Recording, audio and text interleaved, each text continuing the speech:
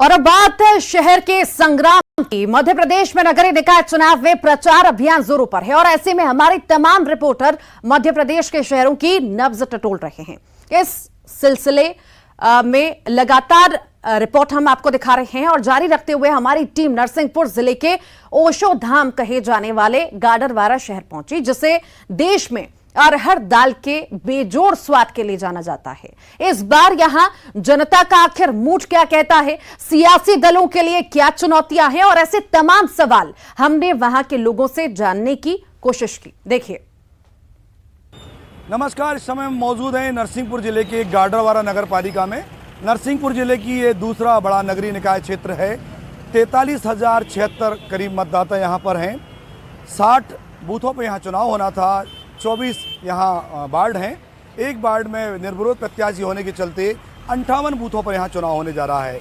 यदि हम बात करते हैं अध्यक्ष पद के लिए, तो अनारक्षित के लिए सीट है। आने वाले समय ये तय करेगा कि इस अध्यक्ष सीट पर कौन विराजमान होगा।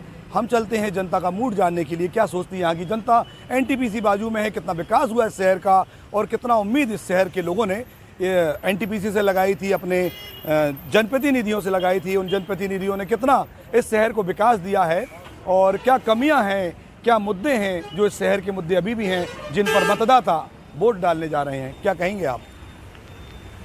सबसे पहले तो वर्तमान समय में नगर पालिका की यदि बात करेंगे तो मैं यही कहना चाहता था कि इस क्षेत्र में समस्याएं तो अनेक थीं और समाधान भी थे, किंतु यदि संसाधन कम थे तो हमें समस्याओं की प्राथमिकता पर ध्यान देना था। इस क्षेत्र की सबसे प्रमुख समस्या क्या हो सकती हैं, हमारा उन पर ध्यान नहीं गया। क्योंकि हमारे यहाँ राजनीतिक दलों में, नेतृत्व में संकल्प की कमी है।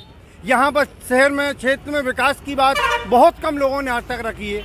माना कि एनटीपीसी जितना बड़ा प्लांट यदि आ सकता है, आज निर्माण की बात करेंगे तो एनटीपीसी का निर्माण हुआ है, किंतु शहर की बात करेंगे तो वही एनटीपीसी के माध्यम से जहां 800 मेगावाट बिजली बनती है और गाडरवारा के लिए यदि 5 मेगावाट चाहिए तो गाडरवारा के लोग मौके पर अंधेरे में रहते हैं। क्यों?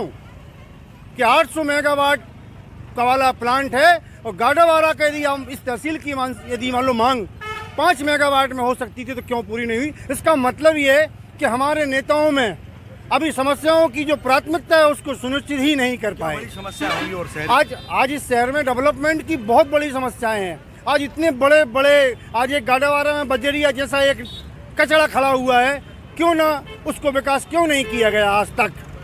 पिछले 50 सालों से सदन में निश्चित रूप से संकल्पवान लोगों की कमी थी, इसलिए इस गाडरवारा नगर में वह जो पुराना बाजार है वह आज भी उसी हालत में पड़ा हुआ है। निश्चित रूप से मैं कहना चाहता हूँ कि गाडरवारा नगर के विकास के लिए, इस नगर की सुंदरता के लिए, यहाँ के विस्तार के लिए बहुत संभावना है। संकल्प की जरूरत है।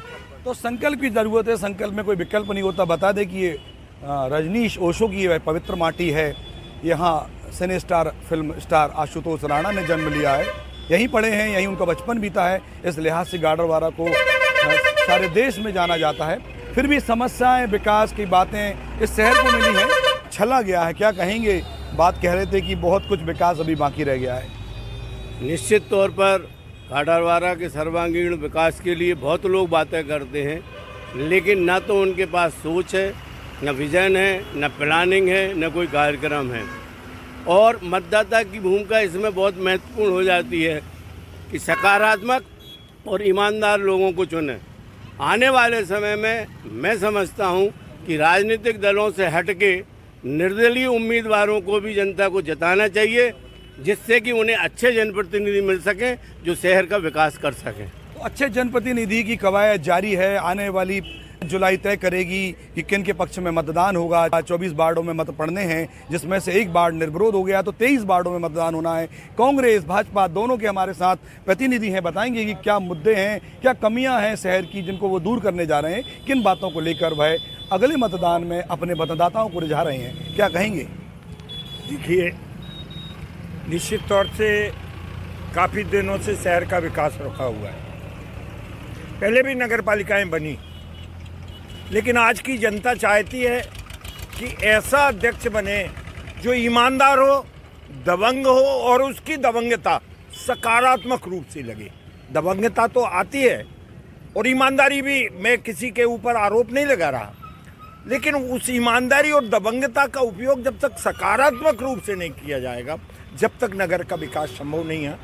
यद्यपि पिछले समय में जो वार्डों के स्तर पे जरूर विकास हुआ, लोगों के रहन सहन में फ़र्क आया, रहने के तरीके में फ़र्क आया, लेकिन जो शहरी जो निजी क्षेत्र हैं जिन पे सार्वजनिक व्यवस्था है उनमें निश्चित तौर से बहुत कमी है। 70 पार्टी से आते हैं, भारतीय जनता पार्टी का प्रतिनिधित्व करते हैं, क्या मुद्दे हैं और किन बातों को लेकर अब आप जनता के पास जा रहे हैं? देखिए, जीत के मुद्दे अलग हैं। जीत के मुद्दे तो हमारे पास हैं। हमने आवास योजना दी, हमने उज्ज्वल योजना दी, हमने मजदूरों के लिए किया, हमने कोरोना काल में हमारी पार्टी ने पूरा काम किया, हमारे युवा लोग लगे रहे। लेकिन ये जीत के मुद्दे हैं, विकास के मुद्दे नहीं हैं, ये जीत के मुद्दे हैं।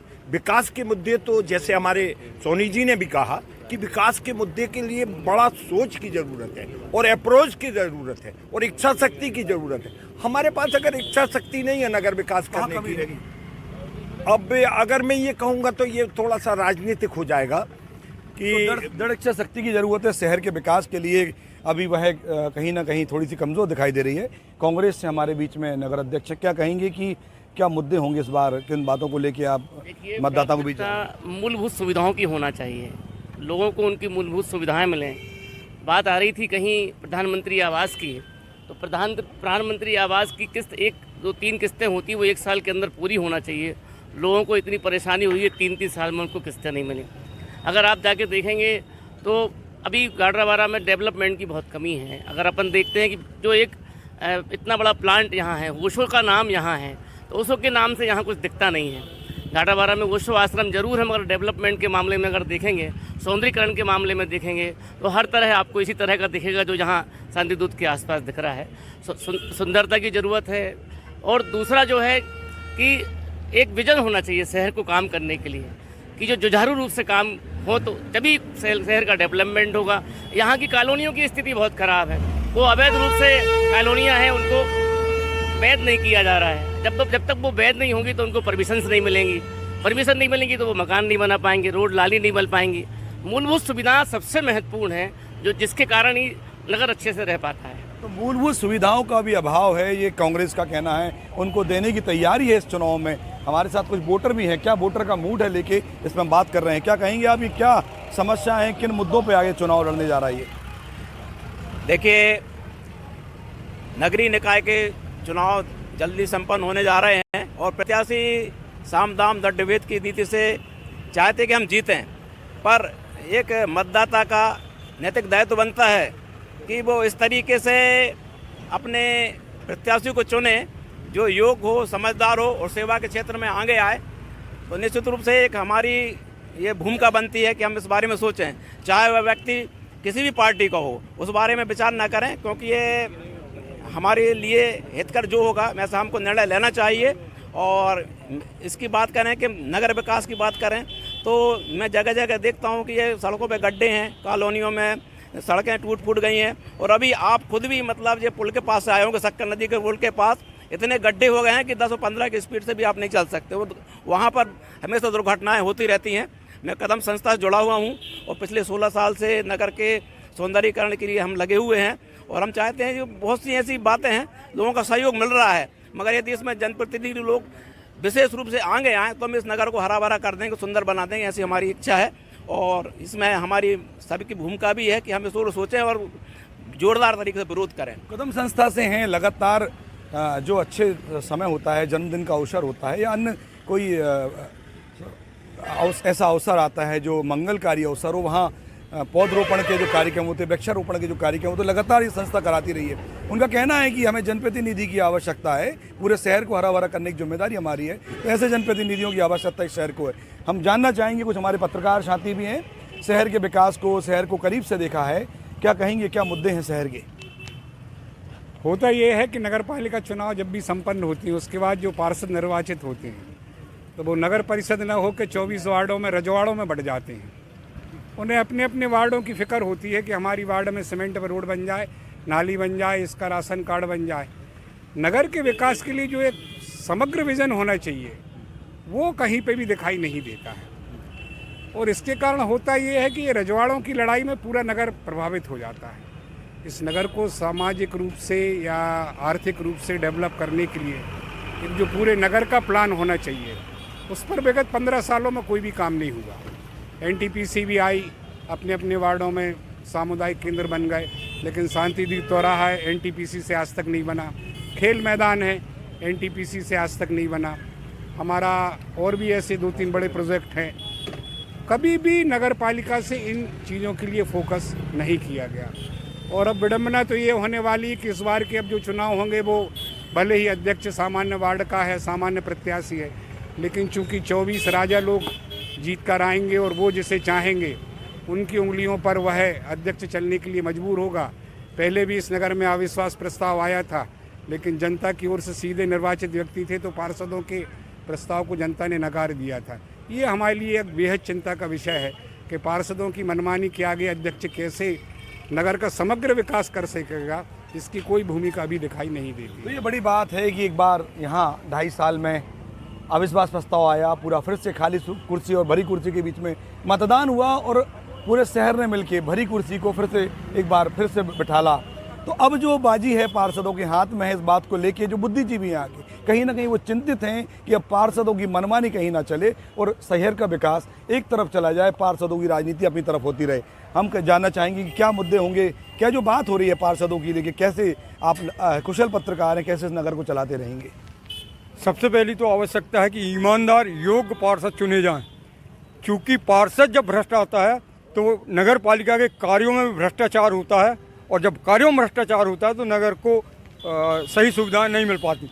नगर में कुकुरमुत्तों की तरह कॉलोनियाँ बढ़ी, नगर में कुकुरमुत्तों की तरह अतिक्रमण बढ़ा, सड़कों पर गड्ढे, और इतना ज़्यादा भ्रष्टाचार हुआ कि नर्मदा पेयजल की जो लाइन आई है वो पिछले 5 सालों से अभी तक पूरी नहीं हुई, जिसमें करोड़ों रुपए बर्बाद हो गया। ऐसे तमाम जो भ्रष्टाचार हैं वो ना हो, ऐसे प्रतिनिधि हमारे इस नगर में चुन के आए। ऐसी नर्मदा पेयजल की बात हो रही है, सारा शहर ही नहीं बल्कि सारे जिले में समस्या बढ़ी है, जगह जगह गड्ढे हैं, बड़ी बनाई रोडें खोद दी गई हैं। आप क्या कहेंगे, क्या समस्या है शहर की और किन बातों पे मतदाता वोट करने जा रहा है? मैं समझता हूँ राजनीतिक वर्चस्व की लड़ाई में इस नगर को दुष्परिणाम भोगने पड़ रहे हैं। ये ना हो तो नगर का विकास होने में कोई नहीं रोक सकता, लेकिन राजनीतिक वर्चस्व की लड़ाई जो चल रही है उसमें ये दुष्परिणाम है। क्या होना चाहिए, कैसे सुधार होगा? पहले तो जनप्रतिनिधियों को और आम जनता को ये सोचना होगा कि ये नगर हमारा अपना है, इसके समग्र विकास के लिए हम स्वयं प्रयत्न करें, उसके बाद फिर जनप्रतिनिधि का नंबर आता है। क्या कहेंगे आपकी, क्या अब गाडरवारा के मुद्दे होंगे, किन मुद्दों पे जो वोटर्स का रुझान है अब वो केंद्रित है? इस चौराहे पे हम खड़े हैं, कई बार कहानियां हमने चलाई हैं कि गड्ढों में सड़क है, कि सड़क में गड्ढे यहाँ लोग ढूंढते हैं। अभी तो फिलहाल बारिश का समय दूर है, लेकिन कहीं ना कहीं इस बात के लिए निशानदेही है ये पूरा गड्ढा। शांतिदूत चौराहा है, ओशो की धरा है, तो कहीं ना कहीं ज़रूरत है कि बड़ा सोच का एक जनप्रतिनिधि यहाँ हो। मेरा सोचना है कि सही जनप्रतिनिधि चुन के आए और पब्लिक अच्छा प्रतिनिधि चुने और सभी नगर का विकास करें, ऐसा मेरा सोचना है। सही जनप्रतिनिधियों को चुने, सही अपना मत दें। अभी जो मुद्दे हैं गाडरवारा के, क्या मुद्दे हैं, किन मुद्दों पे जनता वोट करने जा रही है? रोड है, सड़क, पानी है, जल है, बिजली की समस्या है, बहुत सी समस्याएं हैं नगर में। इनको सही करने के लिए सही जनप्रतिनिधियों को चुने जनता और नगर का विकास करवाए। तो ये वो जगह है जहाँ से सारे हिंदुस्तान में अरहर की दाल जाती है, अरहर दाल के लिए गाडरवारा जाना जाता है, तो राजनीति के लिए भी ये गाडरवारा जाना जाता है, ओशो के लिए भी गाडरवारा जाना जाता है, सिने अभिनेता आशुतोष राणा के लिए भी गाडरवारा जाना जाता है। हम चाहेंगे अच्छी राजनीति के लिए भी गाडरवारा जाना जाता जाए। जिस तरह से जनप्रतिनिधियों ने गाडरवारा को छला है, अब उम्मीद है सारे लोगों को आने वाले समय में अच्छे जनप्रतिनिधि यहाँ आएंगे और गाडरवारा के विकास में 4 चांद लगाएंगे। नरसिंहपुर के गाडरवारा से कैमरामैन मनोज के साथ आशीष जैन, न्यूज़ 18।